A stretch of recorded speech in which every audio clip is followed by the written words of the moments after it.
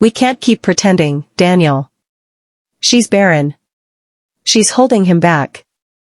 We need to get her out of this house and find someone who can give him a child. Sarah said, her eyes glinting in the dim light of a pendant lamp. Her words slicing through the air like a surgeon's scalpel, the refrigerators hum a low pulse in the stillness. Daniel sat at the table, his fingers hesitating as he peeled the orange, the citrus scent filling the air. He knew his sister's words were laced with conviction, but he also knew Mark's heart belonged to Rachel. Sarah's eyes gleamed with determination, her voice low and urgent. We can't keep pretending, Daniel. She's barren. She's holding him back. The words hung heavy, like a challenge thrown down. Daniel's brow furrowed, his eyes searching for a way to deflect the venom. But Sarah was relentless. We need to get her out of this house and find someone who can give him a child. Daniel finally spoke up, his voice low and measured. Sarah, you can't just dismiss Rachel's feelings like they're nothing. Mark loves her, and she loves him, he's not going to abandon Rachel. But Sarah scoffed, tossing a dish towel onto the counter. Love? Love doesn't build a family. We're his blood, not her. We need to protect him. Her words hung heavy, and venomous, and her eyes flashing with a fierce determination. Rachel standing in the hallway, she felt the weight of those words crushing her. As she listened, her hand pressed to her mouth, her green eyes welling up with tears. Her chestnut curls trembled, and her stomach clenched with a familiar ache. She felt like she was living in a constant state of uncertainty, always wondering if she was enough. The words cut deeper than she'd expected, each syllable a confirmation of her fears. Silently, she retreated upstairs, her footsteps soft against the weight of betrayal. As she reached the bedroom, she collapsed onto the bed, her body shaking with sobs. She felt like she was losing herself, like she was disappearing into the shadows of her husband's family. She felt like an outsider in her own home, like she was living on borrowed time.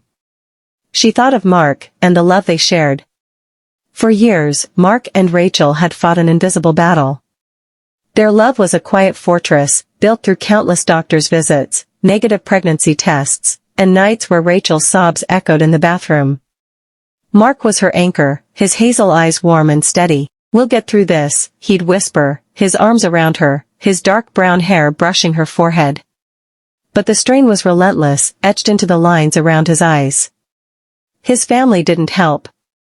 At dinners, his mother, Esther, would cast pointed glances at Rachel, her voice dripping with false concern. You're not getting any younger, Mark. A man needs a legacy. Rachel would force a smile, her fingers trembling, while Mark squeezed her hand under the table, his silent vow unbroken. After countless failures, they turned to IVF. The process was gauntlet, daily injections, financial strain, hope balanced on a knife's edge. Mark never wavered. You're my family, Rachel, he said, his voice firm. You and whatever future we build.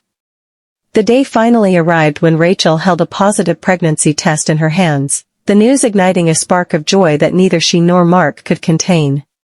After the roller coaster of IVF, they had finally made it to the other side. Their twins, Lily and Lucas, were born, tiny miracles who brought with them a laugh that lit up the world. As they shared the story of their baby's arrival with the family, the room erupted in cheers and congratulations. Daniel beamed with pride, and Sarah's face lit up with a forced smile. But beneath the surface, Rachel sensed a different story unfolding. The same jealousy and resentment that had simmered before now bubbled just beneath the facade of feigned happiness. At family gatherings, Sarah would coo over the twins, her voice dripping with saccharine sweetness. Oh, they're just adorable. Mark, you're so lucky to have these precious little ones. But Rachel caught the glimpses of envy in Sarah's eyes, the way she'd glance at her own childless state with a mixture of longing and bitterness. Daniel, too, would lavish praise on the twins, his words overflowing with enthusiasm. Lily and Lucas are the lights of our lives, aren't they? But Rachel noticed how he'd carefully steer conversations away from the twins' milestones, as if reluctant to acknowledge the joy they brought to Mark and Rachel's lives. The family's hypocrisy was a delicate dance, one that Rachel navigated with growing unease. She knew they still didn't accept her as one of their own. The twins had brought them temporary joy, but deep down, the resentment still festered. As the twins grew, Rachel watched them blossom into curious, energetic toddlers. She marveled at their laughter, their antics, and their tiny triumphs. Mark was besotted, his love for their children evident in every smile, every hug. But Rachel knew the family's affection was a thin veneer, one that might crack at any moment, revealing the same old jealousies and hatred that had been simmering all along. One day, as Rachel was putting the twins to bed, Sarah appeared in the doorway, her eyes fixed on the sleeping children. For a moment, Rachel thought she saw a glimmer of genuine affection, but it was quickly snuffed out by a look of calculation. "You know, Rachel," Sarah said, her voice low and measured, "you're so lucky to have these two. Mark is distracted, but I'm sure he'll come around once they start school." Rachel felt a shiver run down her spine. The words seemed laced with a hidden meaning, a subtle dig at her relationship with Mark. She smiled, her voice even. "Yes, we're grateful every day for our little miracles." Sarah's smile faltered, and for an instant, Rachel glimpsed the old resentment, the jealousy that still lurked beneath the surface. But then, Sarah's face smoothed out, and she cooed over the twins once more, her voice dripping with false sweetness. The charade continued, but the family's resentment festered like a wound. Sarah and Esther whispered at gatherings, their eyes narrowing at Rachel. "She needed science to do what a real woman should," Sarah muttered at a barbecue, watching Lily and Lucas toddle across the grass. "Who knows if those children are even Mark's?" They acted in secret, plucking hairs from Lily and Lucas at a picnic and sending it for a DNA test. They called it protection, but it was distrust, prejudice cloaked in concern. Mark learning the truth from a cousin James, whose guilt spilled out late one night. The DNA results, James said, handing over to Mark a crumpled envelope, confirming Lily and Lucas were not his biological children. Mark's hands trembled. Not from doubt, but from a rage that burned through his core. He confronted them in the living room, the air thick with tension. Esther, Sarah, Daniel, and the others sat under the glow of a single lamp, their faces a mix of defiance and guilt. "You went behind my back," Mark said, his voice low, dangerous. "You violated my twins.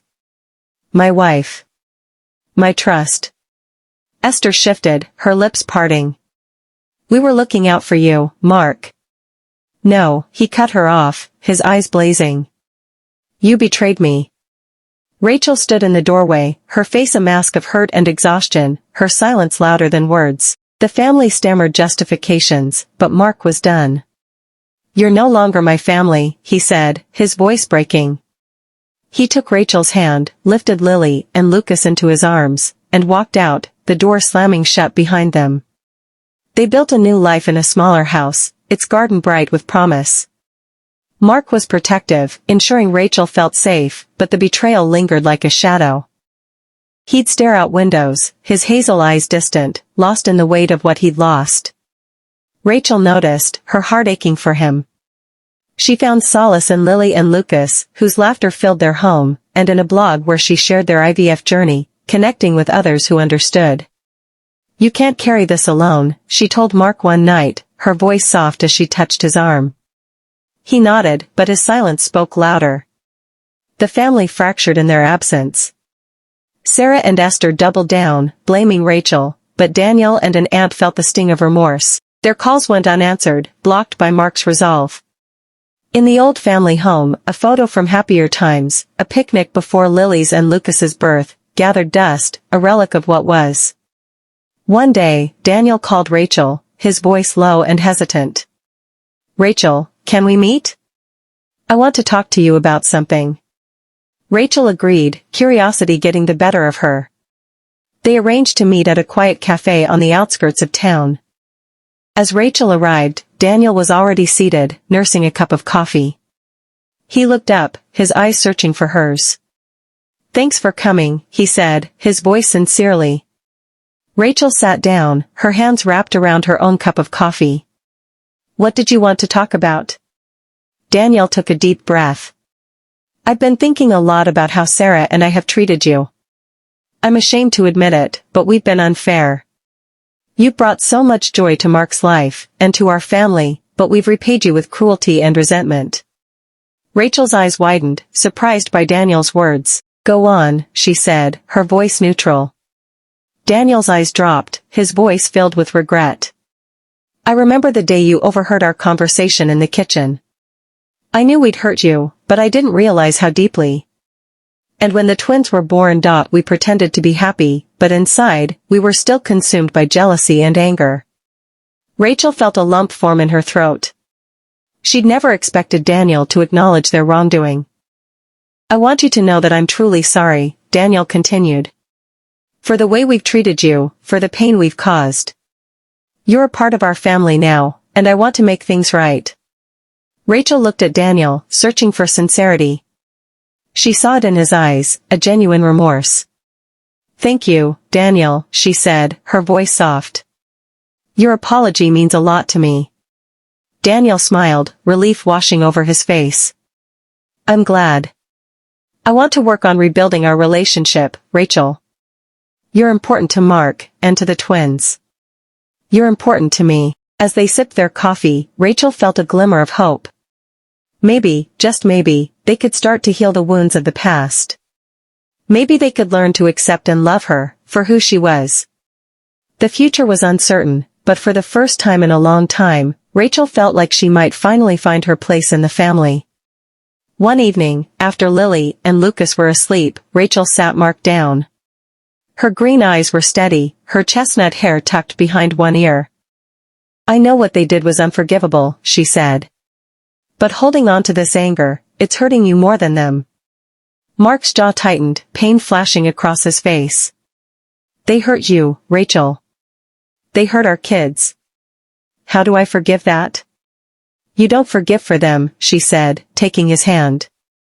You forgive for you. For us. Lily and Lucas deserves to know their family, even if it's not perfect. Weeks later, Mark called a family meeting. The old living room felt foreign, its familiarity tainted. Esther, Sarah, Daniel, and the others sat in a semicircle, their faces a mix of apprehension and hope. Rachel stood beside Mark, her presence a quiet strength, while Lily and Lucas played in the corner, their giggles a soft counterpoint to the tension. Mark took a deep breath, his voice steady but raw. I've spent months hating you for what you did. The DNA test, the way you treated Rachel, it broke something in me. Esther shifted, her eyes glistening. Sarah looked away, her defiance faltering. Mark reached out, his hand clasping Daniel's, a tentative first step. In a park at golden hour, the sky was streaked with orange and gold. Lily and Lucas laughed on a swing, their tiny face radiant. Mark watched, his hazel eyes lighter, the weight of anger lifting. Rachel sat beside him, her hand in his, her green eyes warm with love. They're flawed, Mark, she said softly. So are we. But we're trying. I'll keep trying, he said, his voice quiet but sure. For you. For her. They sat together, a small unit against the world, Lily's and Lucas's laughter weaving through the air. The horizon glowed, a promise of healing, imperfect but real.